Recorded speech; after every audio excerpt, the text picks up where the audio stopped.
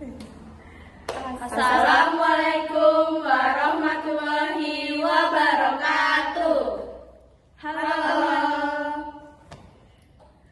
Perkenalkan, nama saya Gaura Salana Pramudita. Nama saya Dua Priyawati. Saya Berdan Tengana. Saya Miftah Zakia. Jadi kami dari kelompok 3 akan menampilkan tugas video informatika wawancara mengenai teknologi yang ada di sekolah pada masa ini, pada waktu masa ini. Bisa silakan video kita ya.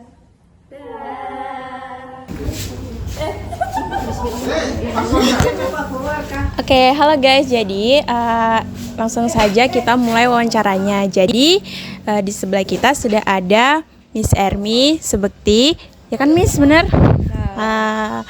Oke, jadi Miss Ermi ini sebagai guru apa, Miss? So, I teach English. Saya mengajar bahasa Inggris di SMA 1 Tenggarong Seberang. Saya mengajar satu kelas di kelas 10, 3 kelas di kelas 11 dan 2 kelas di kelas 12. Oke Miss, jadi di sini kita akan dapat tugas informatika, disuruh mewawancarai guru mengenai tentang teknologi yang sedang berkembang saat ini. Jadi tema pertama yaitu kita mengambil tentang perkembangan teknologi informasi dalam dunia pendidikan. Jadi pertanyaan yang pertama yaitu bagaimana perkembangan teknologi informasi memengaruhi cara belajar siswa saat ini menurut Miss? Menurut saya perkembangan teknologi informasi itu benar-benar berpengaruh dalam belajar mengajar. Kalau dulu sekali sumber belajar itu hanya tergantung kepada guru dan buku.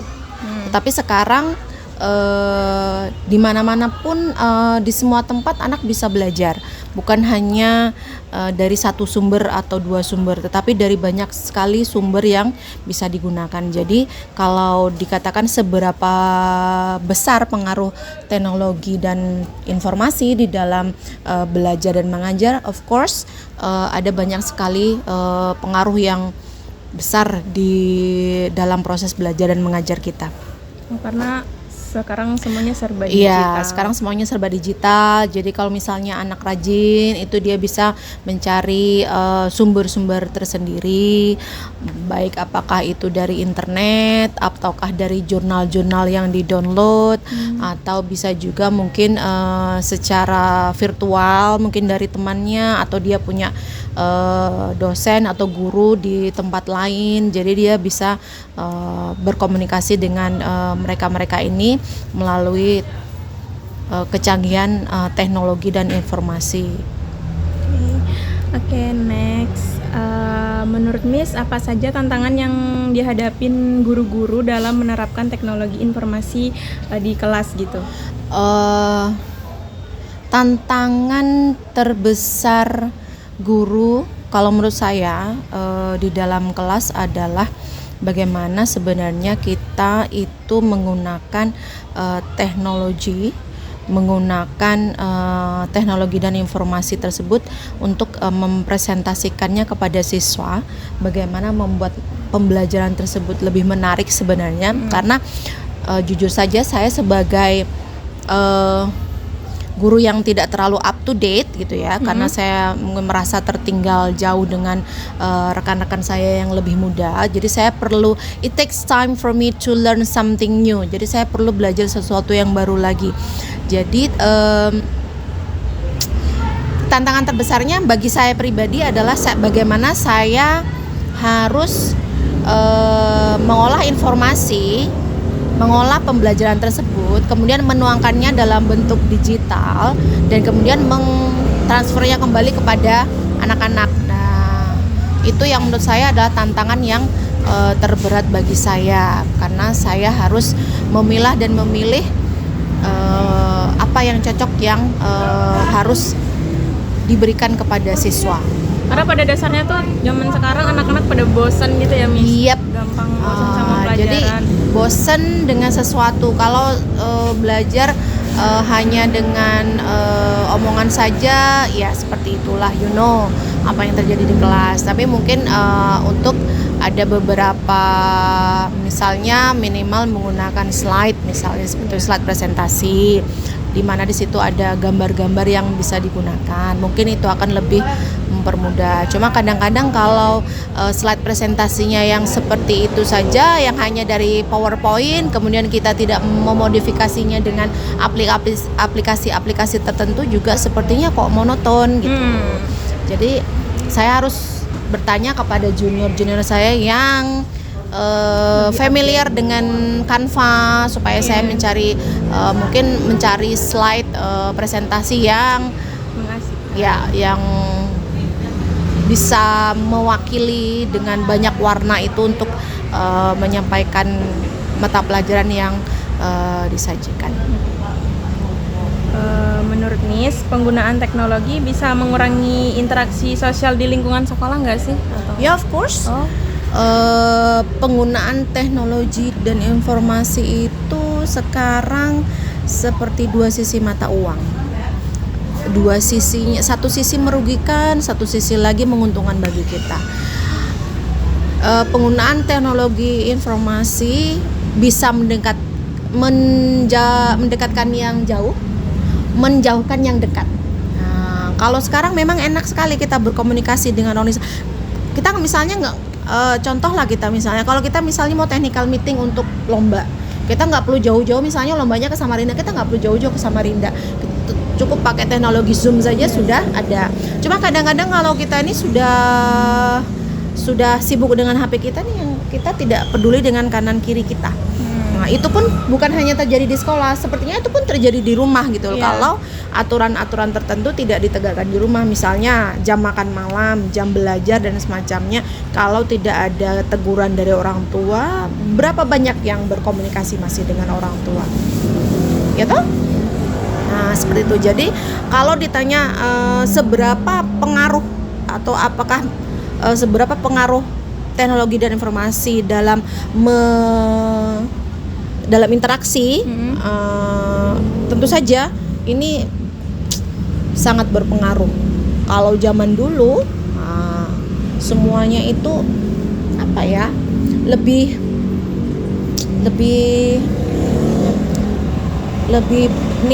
nilai kebersamaannya lebih kental dibanding sekarang.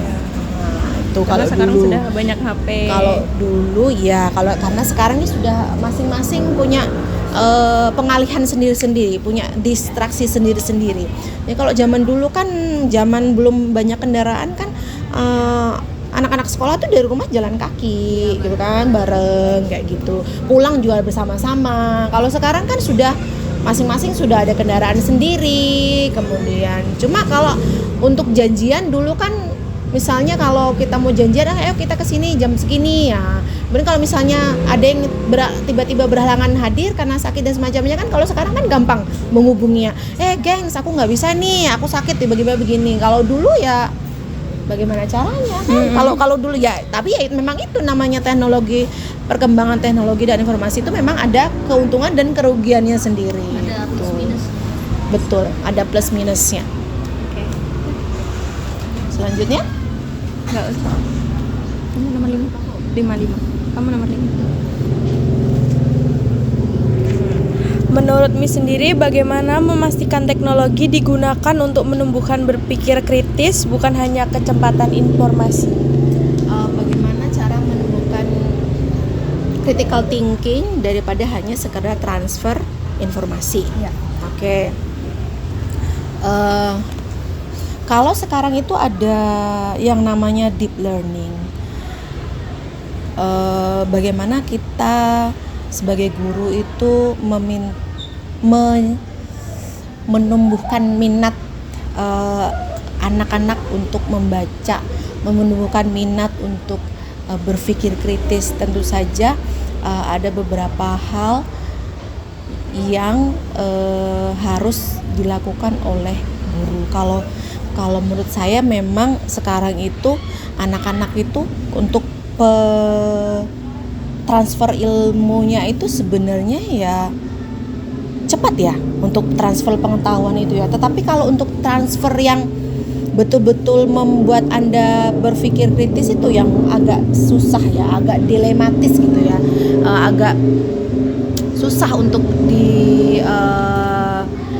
dilakukan. Jadi guru harus punya trik-trik tertentu atau tips-tips tertentu untuk membuat anak-anak itu berpikir secara kritis. Bisa berpikir secara kritis, bisa mungkin anak-anak diajukan biasanya kalau dalam deep learning itu atau pembelajaran mendalam itu biasanya kita diminta untuk menjawab beberapa pertanyaan-pertanyaan tertentu. Yang namanya biasanya pertanyaan pemantik. Kalau guru biasanya seperti itu metodenya. Atau bisa kita minta anak-anak untuk problem solving ya. Problem solving itu memecahkan masalah. Kita kasih studi case tertentu, kemudian meminta anak-anak untuk mencari berbagai sumber, kemudian dari berbagai sumber itu kemudian dicocokkanlah apakah untuk studi kasus ini dengan masalah yang seperti ini, apakah problemnya bagus dengan metode-metode seperti ini, atau misalnya juga dari itu juga bisa dari semacam diskusi bersama teman-teman yang lain di dalam satu circle tersebut, satu kelompok tersebut, dengan diskusi tersebut, dan diharapkan dengan diskusi-diskusi tersebut bisa memunculkan ide-ide baru yang mengasah Anda untuk berpikir secara lebih kritis. Seperti itu menurut saya. 6.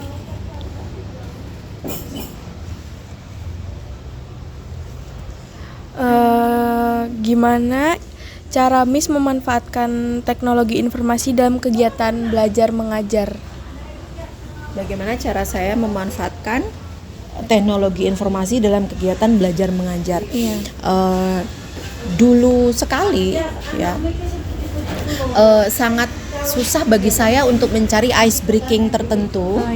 Ya, untuk warmer, untuk opening mengajarnya dan semacamnya, itu referensinya sangat kurang.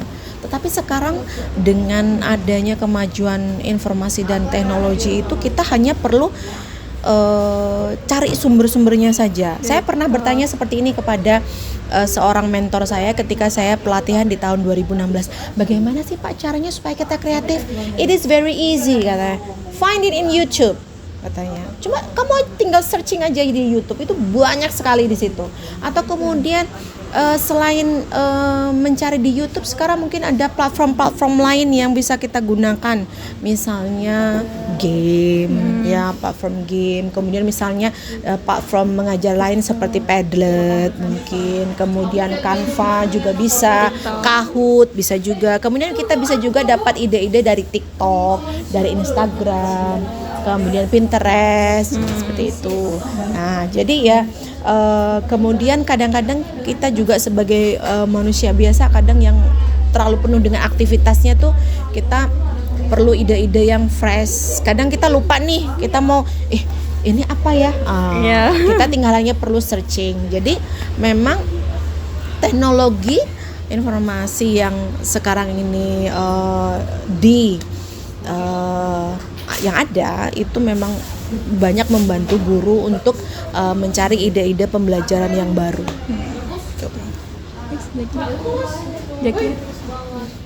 Oke, next question. Yes. Ada lagi pertanyaan yang lain?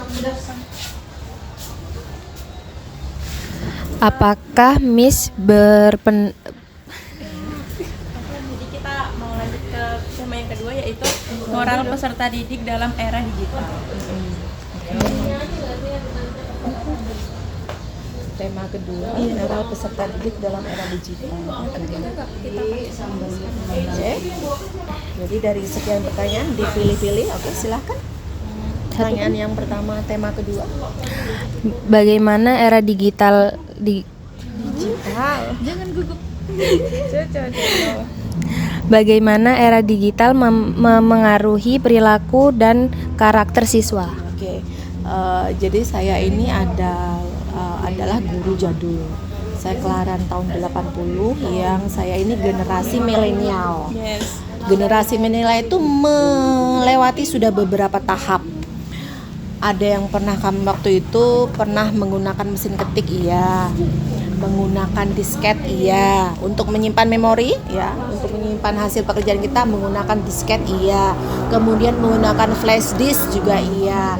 Kemudian sekarang menggunakan lagi, disimpan lagi di dalam driver juga, iya. Jadi sebenarnya saya ini cukup beruntung. Karena kenapa saya beruntung? Karena saya melewati tahap-tahapan di mana mungkin Anda tidak tahu tahapan itu, tapi kami tahu sebagai generasi milenial. Kemudian sebagai generasi milenial yang saya sudah mengajar dari tahun 2003 akhir bulan September, mungkin ayah dan ibu Anda mungkin masih remaja kalau itu, atau mungkin malah belum ketemu mungkin saat itu, atau mungkin masih SMP SMA. Perbedaan karakter dan interaksi siswa dengan guru itu jauh berbeda. Jadi kalau dulu tuh ketemu sama guru itu mereka malu.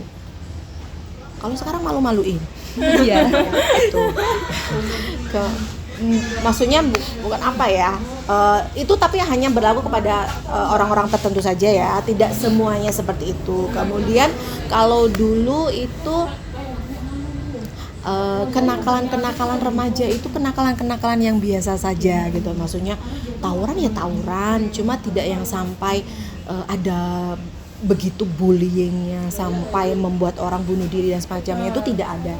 Kemudian mereka tuh kalau zaman dulu sebelum informasi ini deras mengalir kayak gitu ya,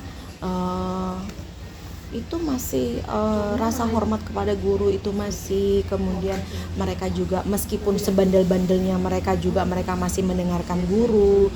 Tidak ada anak yang kalaupun ada itu hanya sedikit saja dibandingkan dengan saat ini. Jadi saat ini mungkin apa ya, karena negara kita dan kita sendiri tidak menyiapkan anak-anak kita untuk melek atau literasi, tidak siap untuk literasi teknologi dan informasi ini. Jadi kadang-kadang kita tuh gagap dengan teknologi baru, gagap dengan informasi baru, apapun yang ada di situ kayaknya bisa langsung diterapkan begitu saja. Jadi kalau membandingkan karakter dan interaksi antara yang dulu sama yang sekarang itu sangat berbeda. Of course tadi sudah yang dikatakan oleh teman Anda tadi, ada plus dan minusnya memang. Setiap generasi punya kelebihan dan kekurangan masing-masing. Jadi ya seperti itulah. Saya rasa Anda juga bisa secara pribadi juga bisa menilai bagaimana pergaulan zaman dulu dengan yang sekarang ini. Jadi seperti itu.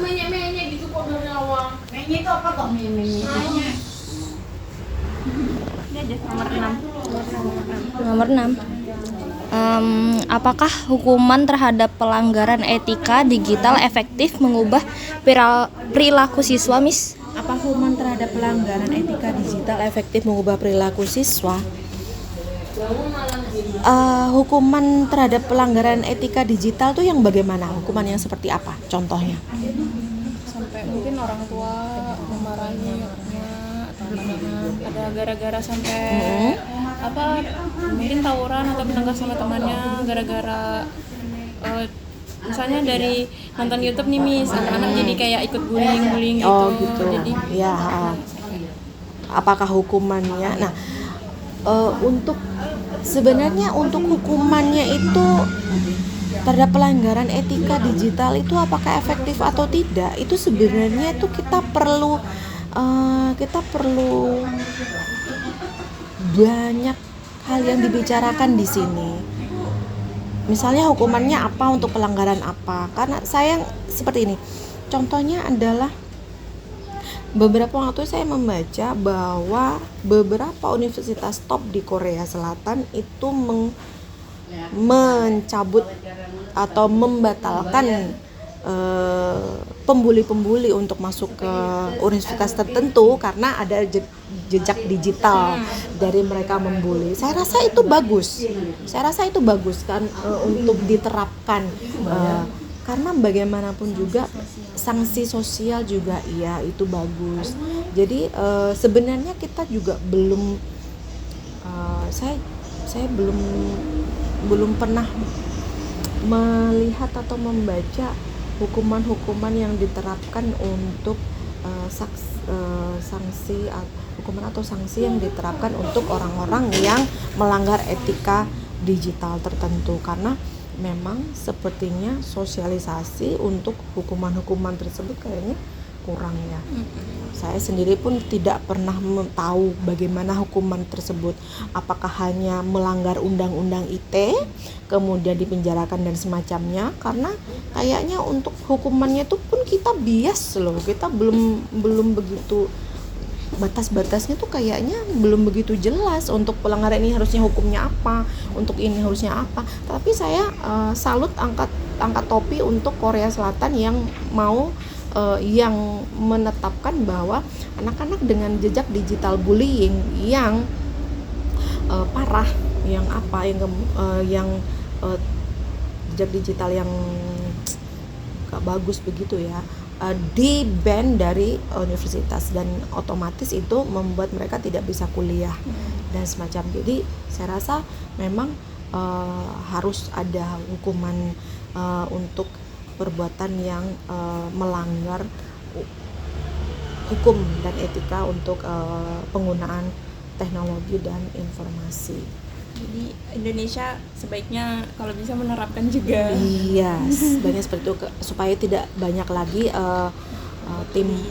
Timothy yang lain yang bunuh diri hanya karena sesuatu dan lain hal. Ya, karena bulian itu. Karena jujur saja bullying itu memang betul-betul merusak mental, memberikan dampak buruk yang luar biasa bagi mereka yang tidak memiliki security ya, tidak memiliki mental yang betul-betul kuat atau secure lah. Oke, ada Miss, lagi pertanyaannya? Sudah cukup. Oke, baiklah. mungkin sampai di sini aja wawancara kita ya, Miss. Terima kasih sudah dibantu bertugasnya. Oke, terima kasih. Terima kasih, Miss. Thank you so much.